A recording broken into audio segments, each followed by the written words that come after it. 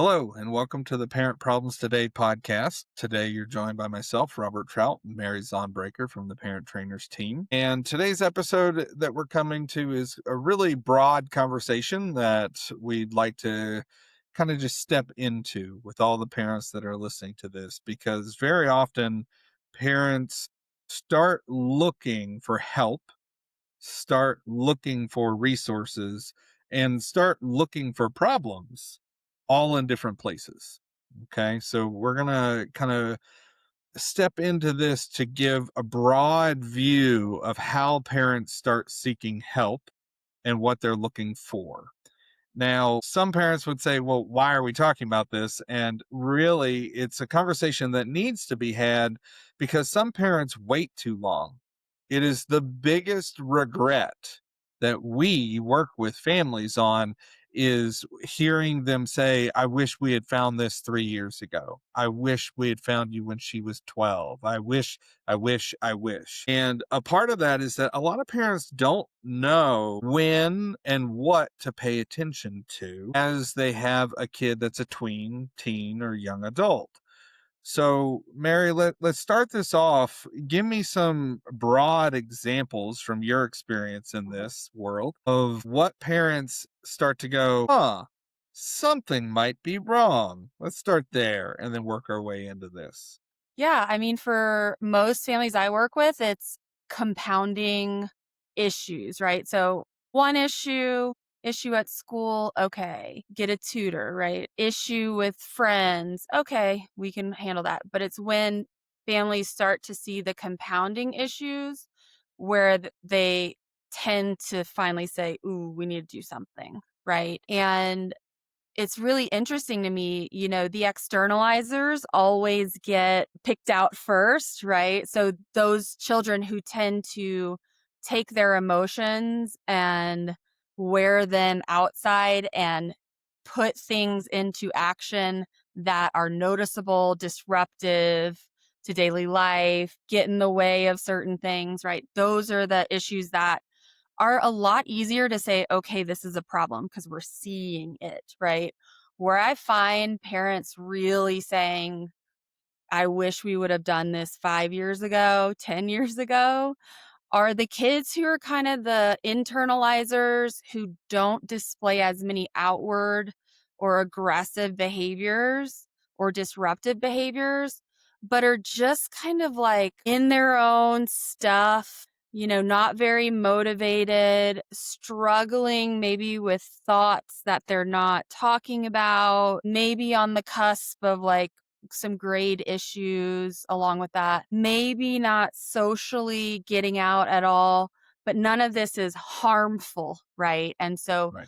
those are the moments that I tend to really share in just that sadness for parents of like, it didn't seem that bad and I didn't know and they weren't communicating, right? But from there, yes, trying to figure out like, okay, we're here now. What do we do? Right. Yeah, absolutely. I agree with you about the external and internal.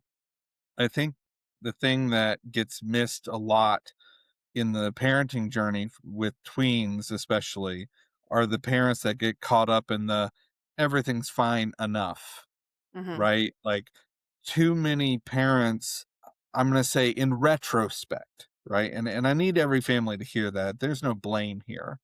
But in retrospect, they find these statements coming from a place of, well, it really wasn't that bad. Right. And it didn't impact us or me or our family dynamic. It was just something they were struggling with. So it is a downplay. Parents definitely downplay the like, they went from A's to B's and they didn't. It's like, okay, I guess this is just harder for them versus the recognition of that assessment that we've talked about on previous episodes of Yeah. why. Let's dig into the patterns that are developing because all mental health is kind of diagnosed and tracked through patterns. Hmm. When did it start? Was there an event? What was the pattern that started to develop psychologically, neurologically, etc.? And for all of these parents, they're not looking for these things until they're well into it. Right. Or they see it as pretty normal teenage behaviors, Yes. right? Like staying in their room more. It's 10th, 11th grade. Things get harder. They struggle a little more with grades, right? And yeah, just to put into perspective, like a lot of things are normal teenage behaviors, and we don't really know that tipping point of when does this actually become problematic, a concern, an issue that my child's just not willing to talk about because of the dynamics that they've grown up in, whatever the case may be, right? And I think Yes. we've got an episode on that, like what are normal behaviors versus Right. concerning behaviors. It's apparent in our work. So, for anyone that's listening, like we're talking about what are parents looking for? So, let's start translating this because there is a key point in assessment about paying enough attention to say something's changing now.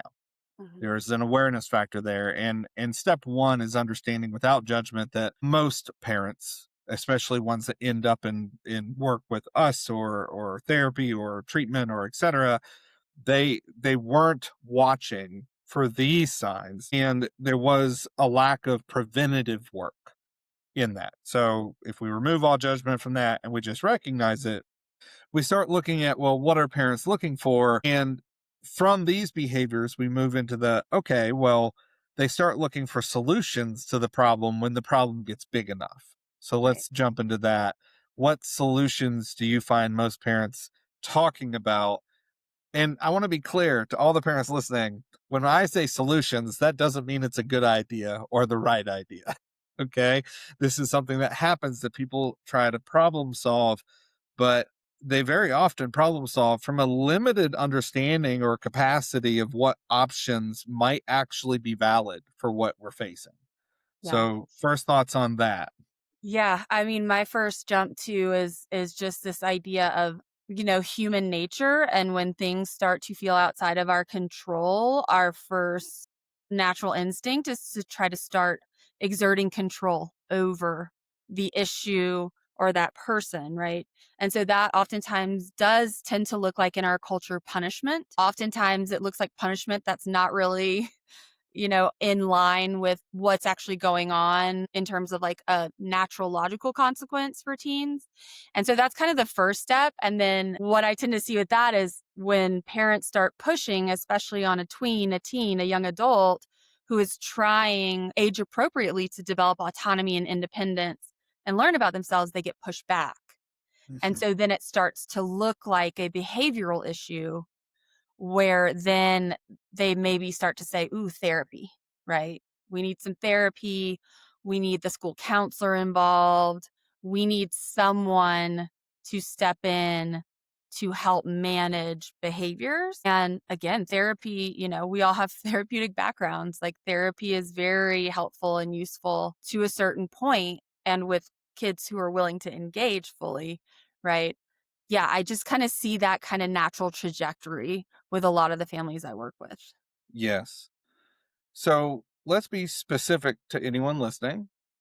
We are not saying therapy is a bad thing. What we are saying is therapy is not the solution. It never has been in my experience. It's like it's a tool to help someone unpack whatever might be happening for them. And then therapy very often will lead to psychological assessment because the therapist says, well, this person won't unlock. There's something else happening here. So we need to do, some psych testing and find out what's happening neurologically or developmentally, learning disabilities, whatever it might be. So it does very often lead to some answers, but the solutions are not as simple as go sit in this office for a week and spill your guts and your life will get better. That is a misconception. Mhm, And I will be the first to stand on the mountaintop and scream that. Therapy is not the answer. It is a tool to help someone kind of move along.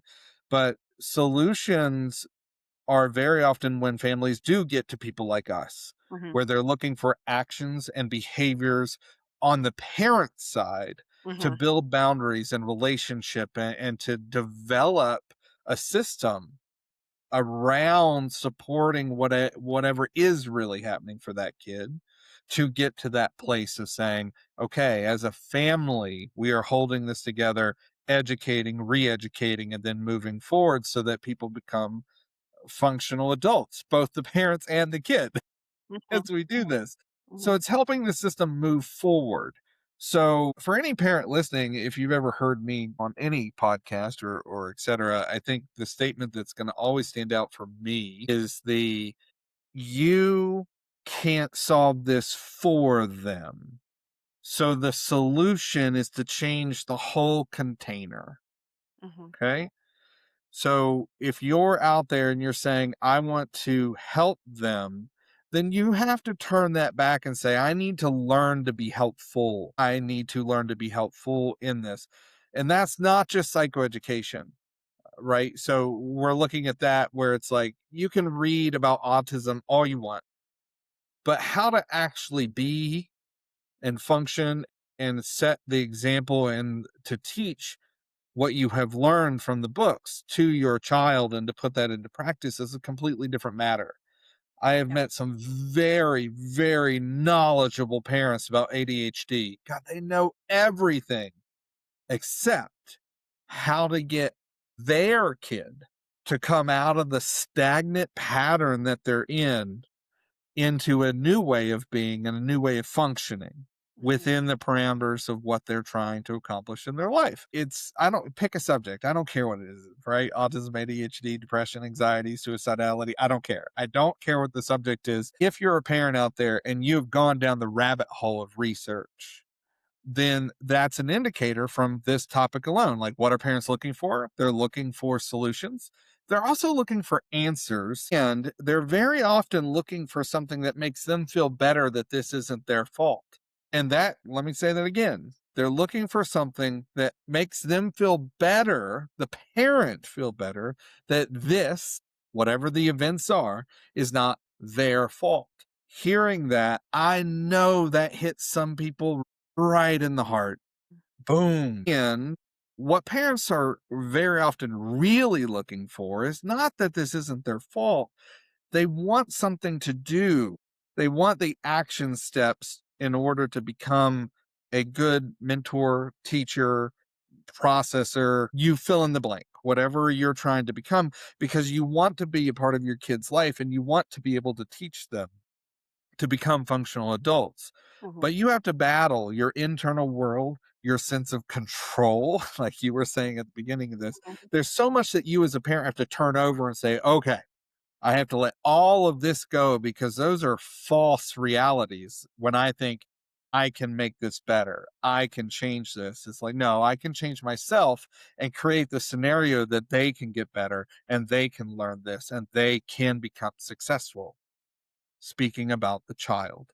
Yeah. So you have to become that.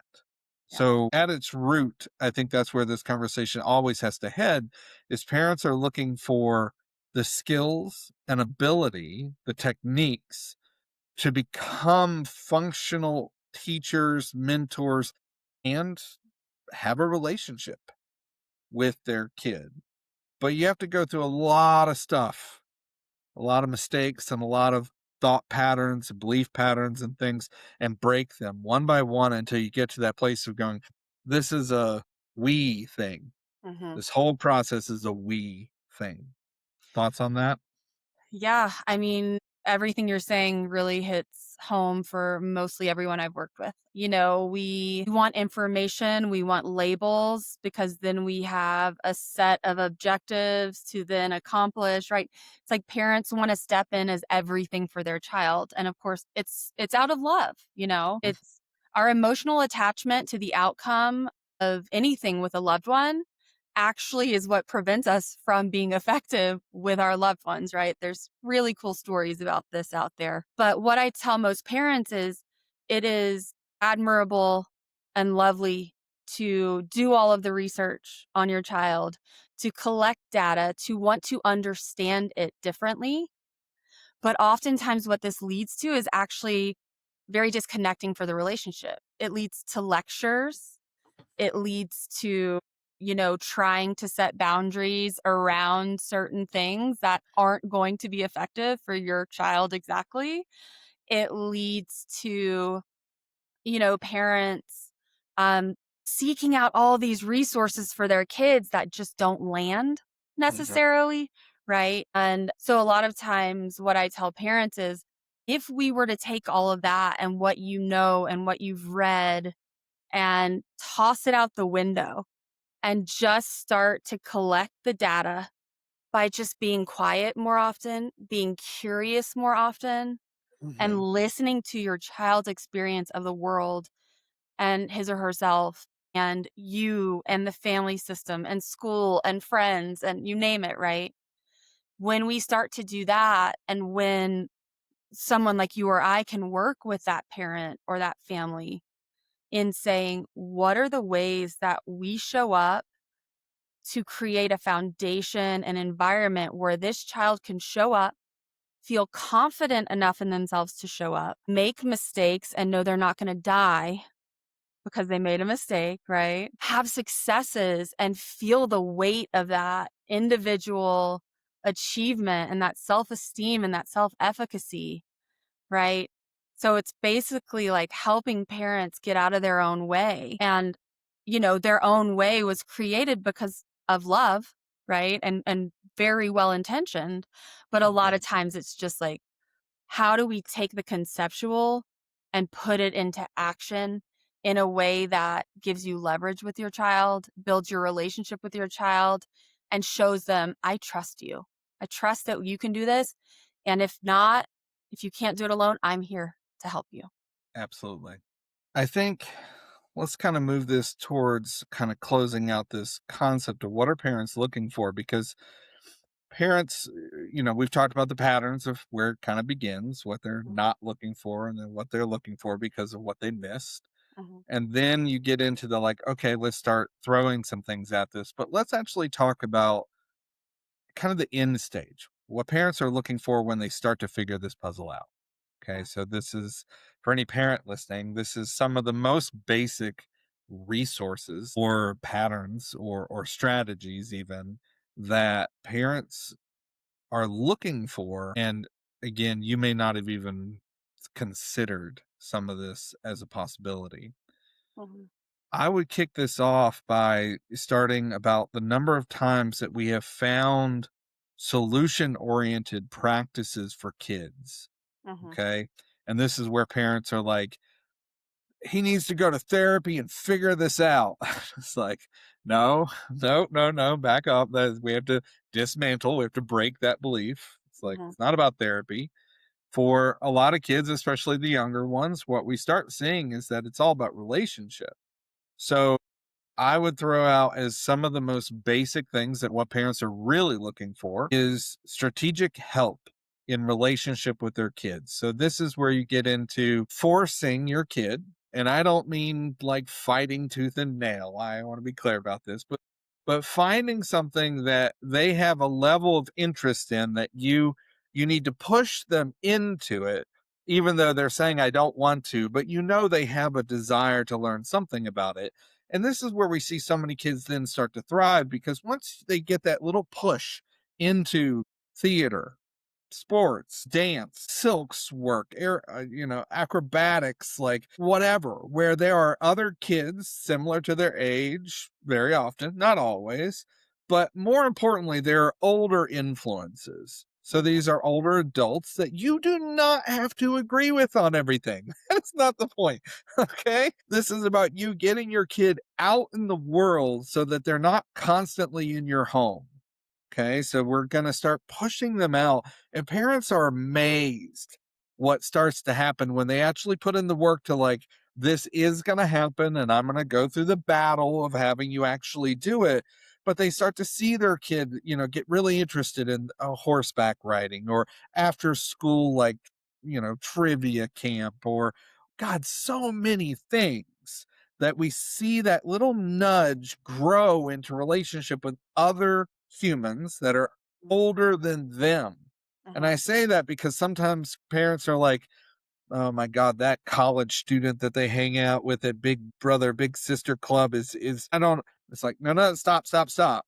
They're choosing to spend time with someone older that has life experience and has made it to an older age and somehow has the time and heart to volunteer to work with yeah, kids. yeah, It's like, I don't care what they believe. It's not about what they believe. Your kid needs to be influenced in multiple directions in order to learn and compensate and come up with language. And I mean, some kids develop better relationship with their parents if they disagree about something and learn to communicate that disagreement back and forth in healthy debate and conversation, Yeah. right? So this isn't about finding your perfect match. This is about getting them out and Mhm. pushed. So that's Yeah. the first thing that pops up to me. What about you? Well, I was gonna just add on to that, like, the number one predictor of success is just having a strong relationship with someone outside of the home, in terms of things that you're talking about, but also what I tell parents is, like, they get to sometimes hear your opinions outside Mhm. of the home from someone who's not mom and dad, and it's like, "Oh, mom and dad aren't crazy or, aren't just assholes." Uh, so there's a benefit there too, and, a lot of times I feel like we're up against, they're not professional enough or they don't know enough about autism or they don't know enough about this, and again, it's really about relationship and your child feeling like they don't have to change to be in front of someone, right? And what a great thing to see it role modeled in an older adult. Yeah. Absolutely. Yeah. I'm going to say the next resourcing that always comes up for me that parents kind of overlook is work or internships. Yeah. Guess what? You can be 14 and go work. And now sometimes you have to sign a form as the parent, etc. But you get them work where they work and they make money and they look at that and it corresponds to like I put in effort and I get rewarded in a way that feels good to me and I actually enjoy it. All the way to internships where it's like I get to hang out and do this thing I love with animals or fish or bikes or whatever it is, and that's its own reward. It's not even about the money. But you don't have to wait until a kid is 18 and above to allow them that experience of their first job in whatever that might be. All the way to just one example, a parent that, the kid had to do their own Shark Tank thing to the parents, and the parents bought them a lawnmower and they started their own lawn care business doing that. And it was extremely successful and the parents felt supported because the kid had something to do after school all summer, whatever the process was as they went through. So don't put limitations on the possibility, Mhm. would be the statement to what parents are looking for is a way for their kids to become engaged in everyday life. Yeah. That's what we're really talking about here. Yeah, it's just such a wonderful transition to see those kids who have experience outside of the home, whether it's just volunteer work, or whether that is a job that then, yeah, they start learning life skills, financial skills, those sorts of things from, and again, having feedback from an adult that is not their parents, right? Because they Yeah. are having, to meet expectations, do certain things they don't wanna do necessarily, right? And, yeah, getting that feedback outside of just the microcosm of the home in the Yeah. broader world. And a lot of times what I've seen, especially in the past probably 10 years of practice, is that more and more kids don't have that real life experience and that feedback from people outside of their immediate family. And then when they get to college or get to the internship or, you know, get to some place where they're interacting outside of their home, that first piece of feedback they get, they just crumble, right? And so this is really such a skill building for them as well as just a time relief for parents. And I want to impress this because I think a lot of times we focus on the child as the identified patient or the issue. And we forget that we as parents can also say, right, I have a need. And sometimes my need is just to have an hour to myself or Yeah. to have my kids, at home so that I can continue on with my day to day, which then helps the whole family function. Yep.